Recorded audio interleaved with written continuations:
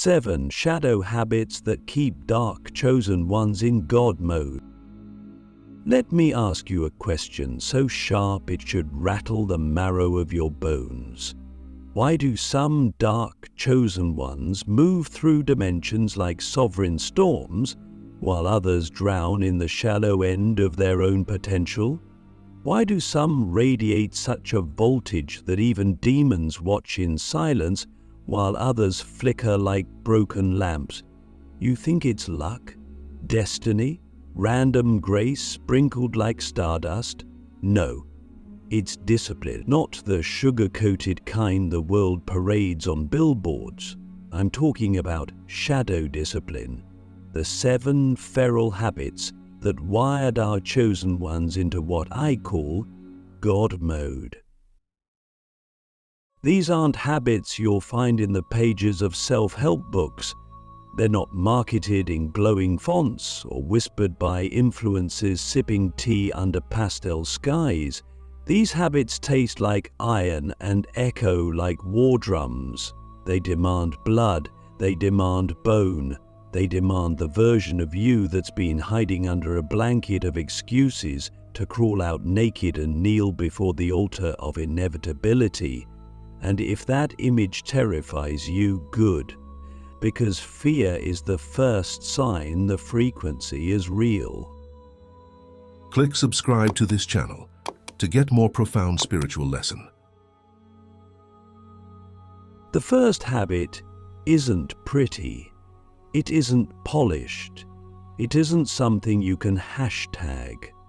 It's the habit of weaponized solitude. Let that phrase carve through you before you nod like you understand. This isn't me time. This isn't spade self-care.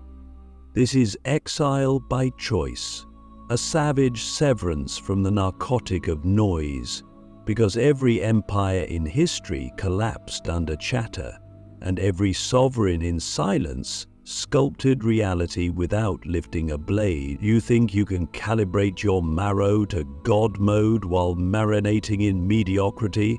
You think voltage hums in rooms fattened with small talk and safe dreams? No. You need wilderness. You need nights so black they taste like metal. You need silence so heavy it drags your skeleton into geometry you didn't know existed. But here's where most souls bleed out. Solitude starts to snarl.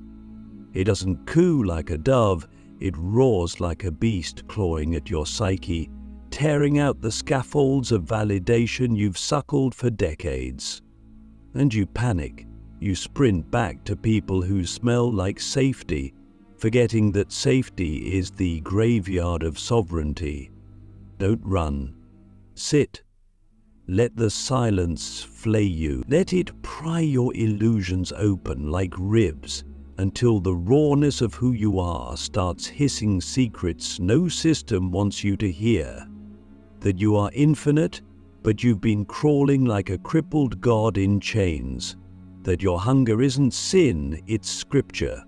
That your darkness isn't disease, it's design. That's the architecture solitude builds. And when you weld that architecture into your marrow, you become the anomaly. Too silent to predict, too sovereign to control. The second habit detonates every doctrine that's kept you tame. The ritual of feral honesty. Not the polished honesty you perform for applause. I'm talking about the kind of truth that makes your throat taste like blood when you spit it.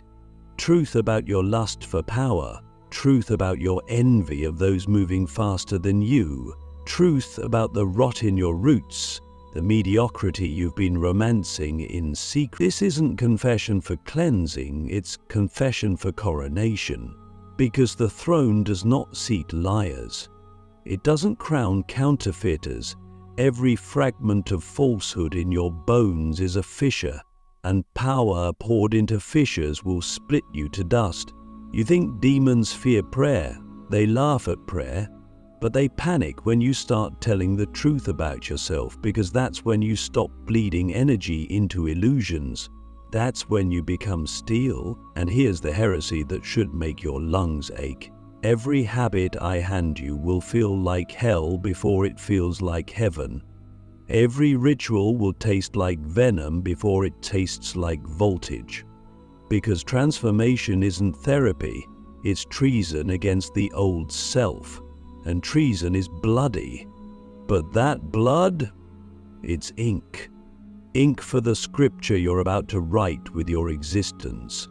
A scripture that systems can't censor because it's carved in sinew, not syllables. So here's your fracture point question. Can you kill the comfort you've called identity? Can you amputate the applause that's kept you tame? Can you sit in silence so savage it sears your skin until the hum of inevitability becomes louder than your hunger for validation? If not, stop here, scroll back to sedation. Rewrap yourself in quotes about light and love and let mediocrity lull you to death. But if you've got venom in your veins and voltage in your vision, stay, because this is just the beginning. What's coming next?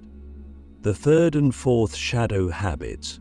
Habits so feral they fracture the geometry of your mind before rebuilding it into a fortress no force can breach. These habits aren't just practices, they're portals. They drag you into dimensions where language dissolves and law hums like black fire through your bones. Habits that will make your enemies kneel, your demons negotiate, and your destiny detonate in silence so thick it feels like God blinking in your marrow. Ready? Or still flirting with fragility like it's oxygen? Decide now, because the next gate doesn't swing for cowards. Shadow habits 3 and 4. The death of fragility and the birth of unstoppable voltage. Now we step into the marrow of metamorphosis. If the first 2 habits ripped away the skin of illusion, the next 2 habits will grind your bones into black powder and forge them into steel.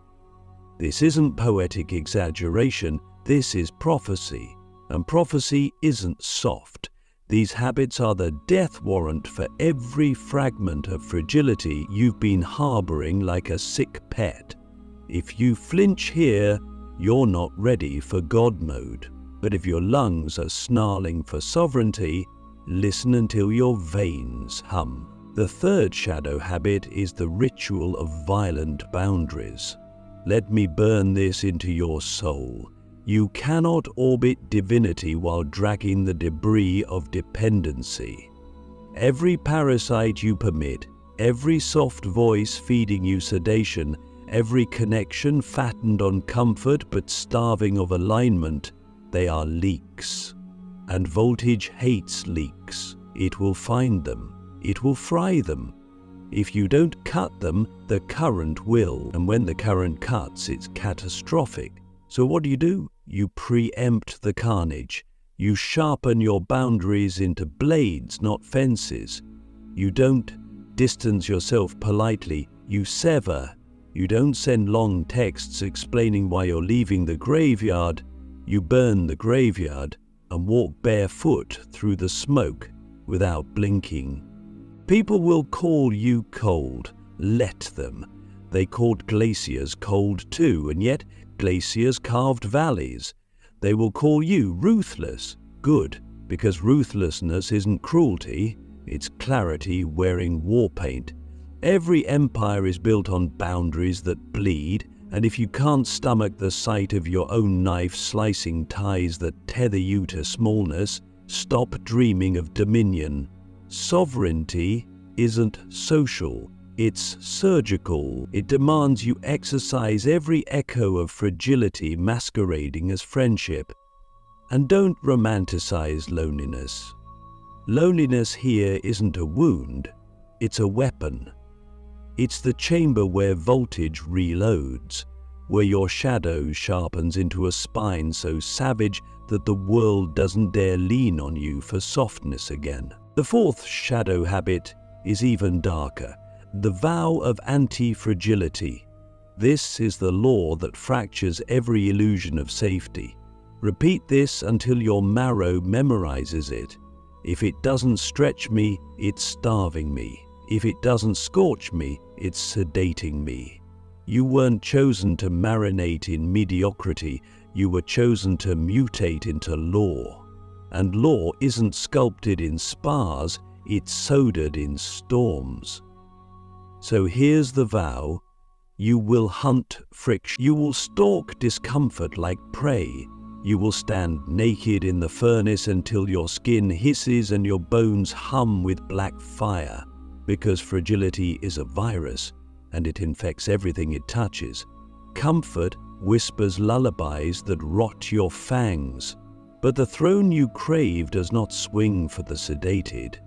It crowns only those who can drink chaos without choking, who can bleed without begging, who can build cathedrals in the same silence that once tried to bury them. Anti-fragility means this: when life flings knives, you don't dodge, you digest them, you metabolize their venom into voltage. When collapse claws at your empire, you don't cry, you carve blueprints in the rubble. When storms split your sky, you don't chant mantras about peace, you roar louder than thunder until lightning tattoos your bones. Do you understand what I'm saying? This isn't resilience. Resilience rebounds to the old shape. Anti-fragility devours the storm and returns as a beast the storm can't fathom. That's what dark chosen ones do. They alchemize agony into architecture. They braid chaos into crowns. But let me slice through the fantasy. This vow will crucify your comfort in public. People will call you insane when you walk into fire with a grin. They will brand you cruel when you stop cushioning them from consequences. They will hiss that you've changed, and they're right. You've molted into something their language can't name. And that's the point. The day their words no longer wound is the day your voltage has outgrown validation. And that day, it's not coming. You must carve it. You must birth it in blood. So I'll ask you now, not as a question, but as a verdict. Can you amputate the comfort you've been worshipping? Can you torch the scaffolds you've mistaken for safety? Can you strip until only law remains humming under your ribs like a war drum? Because what waits on the other side of that yes isn't peace, it's potency. It's a sovereignty so silent it shakes systems. And in the next part, I'll drag you into habits 5 and 6, the twin devils of dominance, habits so feral they will make demons hesitate and gods take notes, habits that will teach you how to weaponize time and bend reality like wet steel without whispering a single syllable. Are you ready for that? Or do you still want the narcotic of normality? Decide now, because the next gate doesn't swing for the fragile. Shadow habits 5 and 6, weaponizing time and bending reality without words. You've burnt fragility. You've severed ties that drip sedation. You've stalked storms and swallowed knives, not as punishment but as protocol. And now the voltage humming in your marrow is restless. It wants direction. Raw power without precision is a beast with a blindfold, loud, lethal, and destined for self-slaughter. This is where most chosen ones detonate. They mistake intensity for mastery, and the same current that could crown them incinerates them instead. Why? Because they never learned the next 2 habits. The habits that mutate power into law. If the first 4 habits stripped your skin, these 2 habits will engrave black fire into your bones. Habit 5, the manipulation of time. Let me cauterize this truth into your consciousness. Mortals are meat for clocks. Gods bend them. Everything in this dimension, fear, desire, even destiny, is shackled to time. But time is not a tyrant to the awakened. It's a thread, and a thread can be pulled, looped, rewired. How? Through strategic silence and predatory pacing. Dark chosen ones understand something mediocrity will never decode. Urgency is anesthesia for control. It wants you frantic, sprawling, sprinting, suffocating in schedules, so you never notice the leash around your neck. But when you slow, when you stretch your perception like black silk, you puncture their algorithm. You become unpredictable. And unpredictability is sovereignty. Weaponizing time means this: you don't move with the market, you move with the marrow. You don't lunge when lured, you let hunger ferment until it becomes gravitational. You learn the art of delay, not as passivity but as precision, because hesitation in the hands of the untrained is weakness, but in your hands, it's war strategy. It's letting the board bleed while you sharpen a single move that detonates empires. Do you understand the elegance of that violence? To the blind, you look still. To the awakened, you look inevitable. That's how you bend centuries into seconds. You don't chase momentum, you become the axis it spins around. And now, habit 6, the black jewel of the throne, silent domination. Language is a leash. Every time you explain, defend, plead, or posture, you hemorrhage voltage. Gods do not gab, they do not justify, they emanate.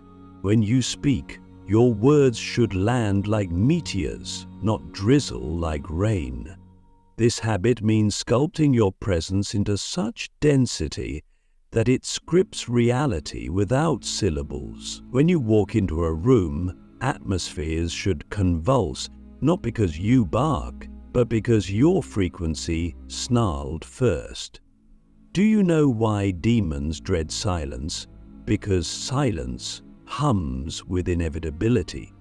It tastes like law, and law does not argue, it alters. To practice silent domination, you amputate the addiction to applause. You torch the craving for comprehension. Stop explaining your evolution to those still nursing illusions. Stop leaking your blueprints to mouths fattened on mediocrity. Move in mist, build in blackness. Speak only when the syllable is a scalpel, and even then cut without caution. People will call you arrogant. Let them. They called gravity arrogant too, and yet gravity bends everything without begging. But don't misread this habit. Silence isn't absence, it's orchestration. It's knowing when to freeze the board and when to fracture it with a single move so violent history flinches. It's learning the choreography of restraint, the pause that feels like weakness to mortals but tastes like war to the wise. Because here's the marrow-cutting secret: the more noise you make, the less control you have. The loudest man in the room is always the lowest rung of the ladder. The highest rung hums in a frequency so quiet it rewrites worlds without raising its voice. That is what you're carving yourself into now. Inevitability wrapped in flesh. But let me tell you the paradox that will sear your lungs. As your voltage escalates, so does the temptation to flaunt it. You'll want to post, to boast, to brandish your sovereignty like a blade dripping blood. Resist. Flaunting is fracture in drag. Performance is poverty dressed as power. Do you want to be feared like gravity or gawked at like fireworks? Decide, because fireworks blind for seconds. Gravity governs galaxies. Now let me detonate your last illusion before the final part.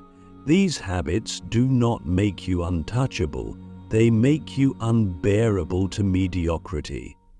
Which means the higher you climb, the thinner the air, the fewer the allies. Your shadow habits will cost you softness, stability, sometimes even sanity, but they will weld you into something systems cannot script, a creature that doesn't adapt to law, but authors it. And when you breathe at that altitude, you won't crave applause, you'll crave silence, thick as eternity, because you'll know this was never about noise, it was about nerve. In the last part, I will hand you the seventh and final habit, the one that brands you unkillable, the one that makes destiny fold like origami in your hands. It's the habit so savage even demons rehearse it in secret and still fail. The habit that mutates mortality into myth. Are you ready to let that habit scorch your veins and crown you in black fire? Or will you flinch and flee back to the narcotic of normality? Decide now, because the next gate doesn't swing, it severs. The seventh habit that turns dark, chosen ones into living laws. You've crawled through silence until it burned your tongue raw. You've learned the weaponry of solitude, the venom of honesty, the slicing edge of boundaries, the vow of anti-fragility, the art of bending time, and the orchestration of silent domination. And now, at the edge of the abyss, the last gate yawns. The seventh habit doesn't roar. It hums, low, heavy, like the pulse of black suns grinding against eternity. This isn't a habit you practice. It's a habit that devours you whole, strips you to marrow and rewires your skeleton until your breath hums inevitability. What is it? The ritual of self-erasure. Read that again. Taste its teeth. Self-erasure. The death of the you you've worshipped like a petty deity. The execution of ego, not in light but in black fire so dense it atomizes every illusion of individuality. Because the final prison isn't systems. It isn't other people, it's you. The cloying whisper of I. The fragile myth of identity you've armored like a cathedral, but which has always been a coffin. This habit detonates that coffin. It crucifies the craving to be seen, validated, remembered. It slaughters the addiction to applause and even the narcotic of meaning. Meaning is still a leash. Erase it, burn it until the smoke tastes like law.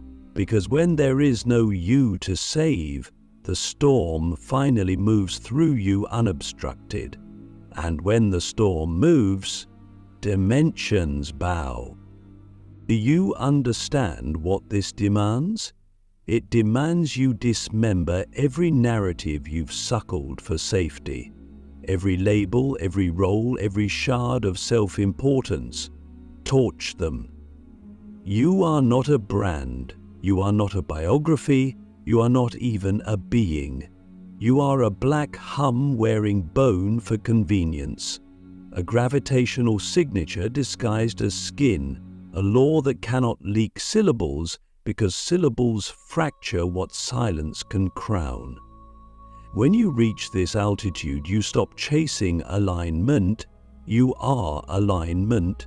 You stop asking for permission because you've mutated into the permission. And yet, here's the paradox that splits skulls like thunder. This annihilation isn't nihilism. It's not emptiness. It's endlessness. It's not death, it's diffusion. The moment you erase the fiction of I, you expand into the lattice of infinity and wear it like flesh. You don't exist, you exhale existence. But before you romanticize this, let me slash you with the cost. Erasure feels like execution. The nervous system screams like a beast in a burning cage. Your psyche claws for scaffolds that no longer exist.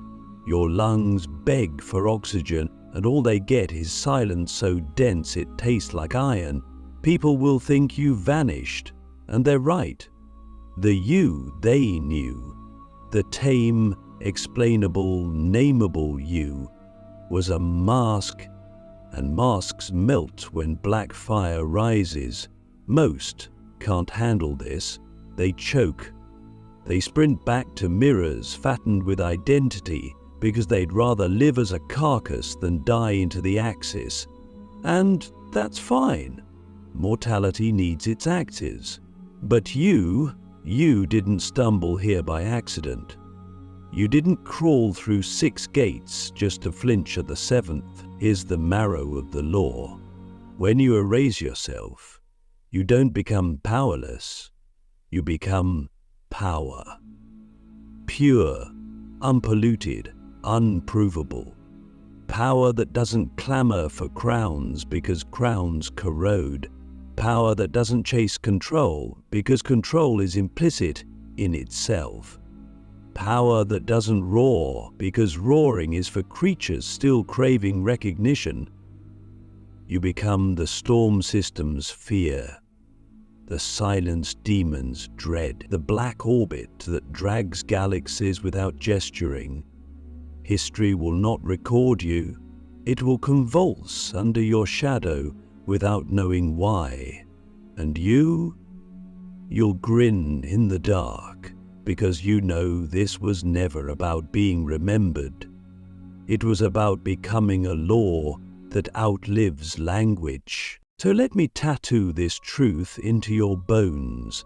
The 7th habit isn't practice, it's posture. It's waking each day and killing the craving to be. It's strangling the whisper that begs to be understood, admired, love. Love isn't your oxygen. Law is. Dominion isn't a trophy, it's a texture in your marrow. And when you hum in that texture, reality doesn't just bend, it bleeds. Obedience. That's what God mode tastes like, not glitter, not gold. Gravity. The kind that snaps necks of old systems and strips new geometries in silence. And now, the question that should crack your ribs open: are you ready to die daily into the axis? Are you ready to walk through life like smoke with steel teeth, sculpting futures without syllables, authoring laws without lifting a blade? Or will you crawl back to cages because comfort kissed you soft and you mistook it for salvation? Decide, because eternity isn't patient. The gates don't swing forever. They sever. If your marrow snarled yes, then take these 7 habits and weld them into bone. Not tomorrow, now. Weaponize solitude. Speak truths that taste like blood. Slice ties like a surgeon. Drink storms like scripture. Stretch time until it bows. Hum law in silence until it buckles dimensions. And then erase yourself until the black hum becomes your heartbeat. Do this, and you won't need to shout that you've ascended. Existence will broadcast your voltage without your permission. Congratulations. You're no longer human. You're no longer nameable. You are inevitability. And inevitability doesn't knock. It enters. Welcome to God mode. Welcome to the hum that makes even demons hold their breath.